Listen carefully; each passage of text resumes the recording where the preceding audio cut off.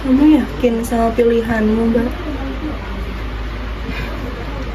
Apa boleh? Aku punya pilihan lain.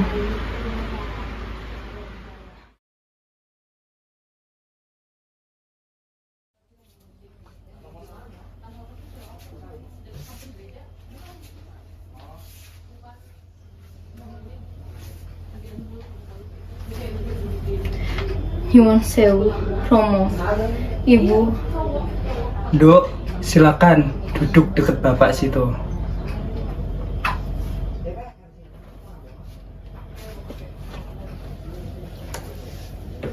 Dok, Dok, gimana? Kamu sudah sanggup toh?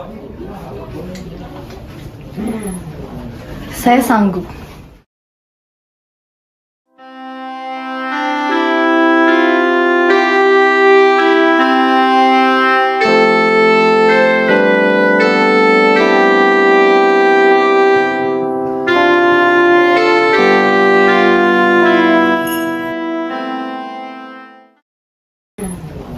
Saya sanggup. Tapi ada syaratnya. Apalagi? Sudah, Bu, sudah. Syarat yang pertama, saya tidak mau mencuci kaki Raden Mas di pelaminan nanti. Lalu syarat yang kedua, saya tidak mau dibebani oleh tata krama dan sopan santun yang sulit dimengerti. Trinil ingin diperlakukan seperti orang biasa saja. Dan syarat yang ketiga, Cukup, Kartini. Kamu hanya mementingkan dirimu sendiri. Ibu tidak akan membiarkan semua itu terjadi. Tidak apa-apa, Dok. Lanjutkan. dan syarat yang ketiga, saya mau calon suami saya membantu saya mendirikan sekolah untuk kaum perempuan dan untuk orang miskin.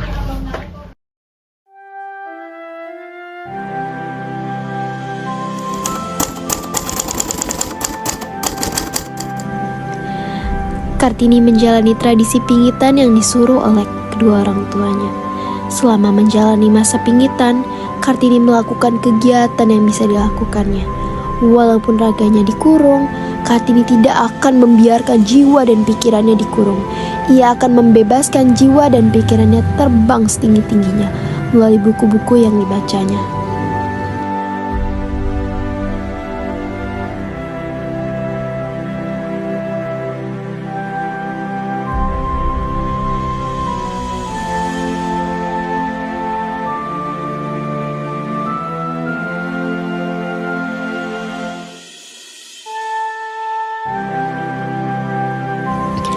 Hari-hari Kartini diisi dengan semua hal yang katanya harus bisa dilakukan oleh wanita sejati. Ditambah dengan belajar bahasa Belanda melalui buku-buku yang dipinjamkan oleh sahabatnya, Stella.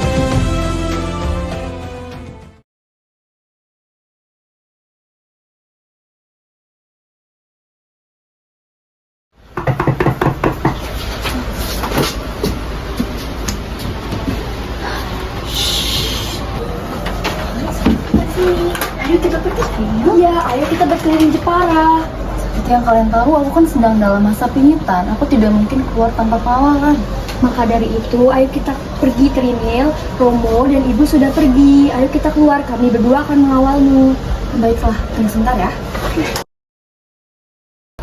Segera Trinil, sebelum Ibu dan Romo datang. Pelan-pelan Trinil. Trinil.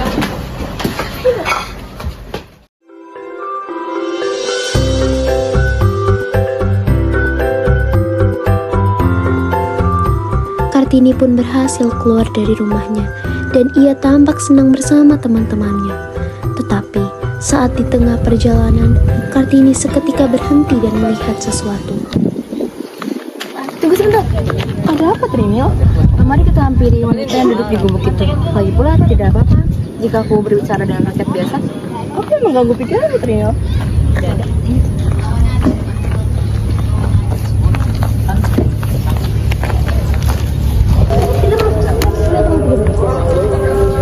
Apakah kalian putri-putri Bapak Bupati Jepara?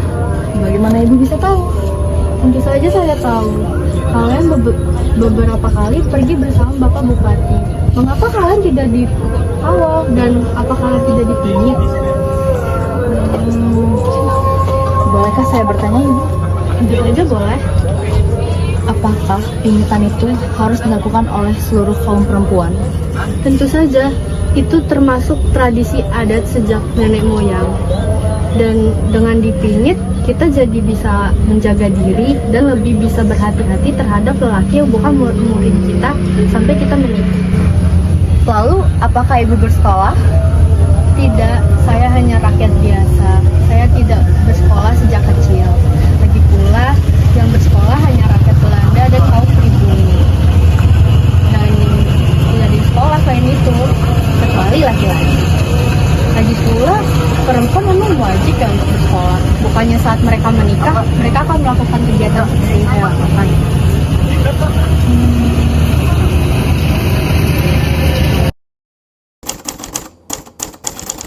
Mendengar hal itu membuat hati Kartini tergerak ingin mewujudkan cita-cita mulia agar bisa membangun sekolah untuk kaum perempuan pribumi.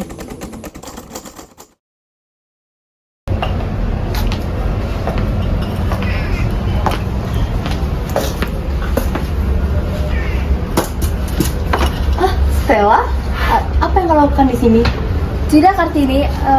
Aku bersama kedua orang tuaku. Benarkah aku yang bertemu mereka? Sebentar, Kartini. Ada yang ingin aku bicarakan. Dah. Silakan duduk, Kartini. Ada apa, Stella? Kartini, aku ingin melanjutkan sekolahku ke Belanda. Aku sudah lulus dan aku ingin meraih cita-cita. Sebenarnya aku ingin mengajakmu, tapi aku tahu kau tidak akan diizinkan untuk pergi ke Belanda. Tidak tahu harus bagaimana jika berpisah dengan Stella. Kita masih bisa berkirim kabar, Kartini. Aku akan membalas pesan atau surat darimu.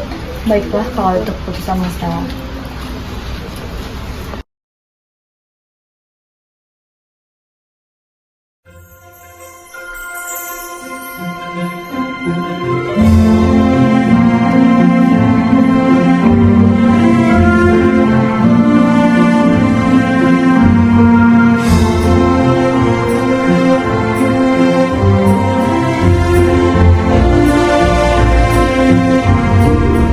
Hari-hari dilewati oleh Kartini dengan lebih bersemangat. Ia selalu berkirim surat dengan sahabat-sahabatnya, termasuk Tuan dan Nyonya Abendanon. Kartini juga mengutarakan pemikiran-pemikirannya melalui tulisan di surat itu. Ada banyak hal yang diceritakan oleh sahabat-sahabatnya, termasuk melanjutkan pendidikan melalui beasiswa kedokteran Belanda untuk Kartini.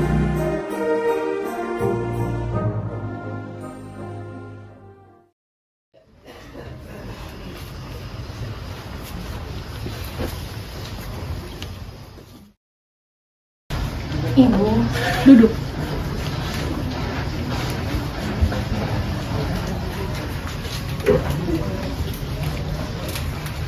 Bagaimana pendapat Ibu tentang beasiswa kedokteran itu, Ibu? Trina, untuk apa kamu bersekolah? Ibu tahu, bersekolah itu adalah keinginanmu. Ditambah lagi dengan beasiswa, yang artinya ibu dan bapak tidak wajib membayarnya. Tapi Trinil, kamu itu perempuan. Kau sudah dewasa. Apa maksud Ibu? Bagaimana jika kamu menikah saja, Trinil? Ibu kan tahu, cita-cita Trinil adalah membuat kaum pribumi perempuan bersekolah untuk membuat kaum pribumi perempuan mengenyam pendidikan. Jika Trinil menikah, maka cita-cita Trinil tidak akan pernah terwujud. Pernikahan itu hanya menghambat segalanya, Ibu. Tapi Trinil, kamu sudah dewasa. Bahkan biasanya tidak ada wanita berumur 24 tahun di Jepara yang belum menikah. Kamu harus tahu itu, Trinil. Apa maksud Ibu? Apabila kau menikah, kau akan berhenti di pingitan aku. Sesungguhnya pingitan itu untuk melindungimu, juga melindungi kaum perempuan. Dan yang perlu kau tahu, sudah ada lelaki yang ingin meminangmu. Siapa lelaki tersebut, Ibu? Dia adalah Raden Aryo Adipati Joyo Diningrat, Bupati Rembang. Dia sudah pernah menikah 3 kali, namun menurut ibu, dialah yang terbaik untukmu. Menikah 3 kali, Ibu? Trinil tidak ingin menikah dengan lelaki tersebut. Trinil ingin menikah dengan lelaki yang pantas untuk Trinil. Trinil tidak ingin menikah dengan lelaki yang sudah menikah 3 kali. Trinil, sini ikut ibu.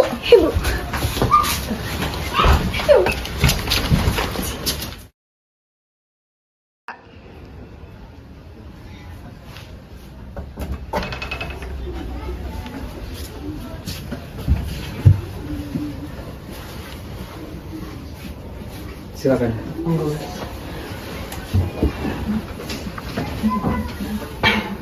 Jadi benar, kamu yang telah menulis persyaratan-persyaratan itu.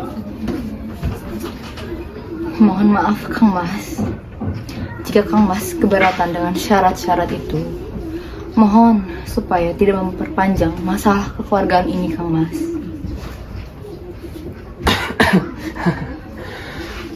Jadi alasan sebenarnya saya ingin menikahi kamu karena sebelum istri saya meninggal, ia berpesan kepada saya, kelak ketika saya pergi, saya ingin anak-anak kami diasuh dan dijaga oleh perempuan yang berhati kuat dan pintar seperti Jang Kartini.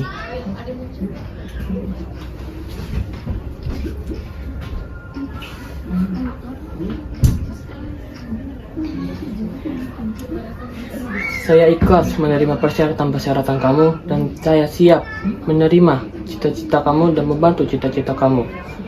Bagaimana Jang Kartini?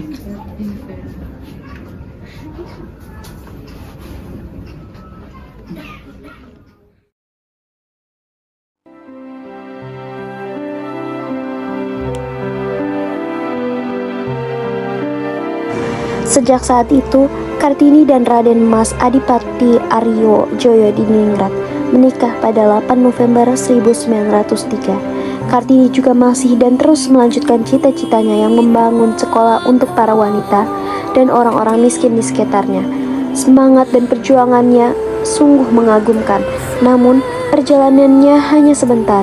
Beliau meninggal pada usia 25 tahun pada tahun 1904 tanggal 17 November. Namun karya dan semangat dari seorang Kartini tidak akan dilupakan hingga masa kini.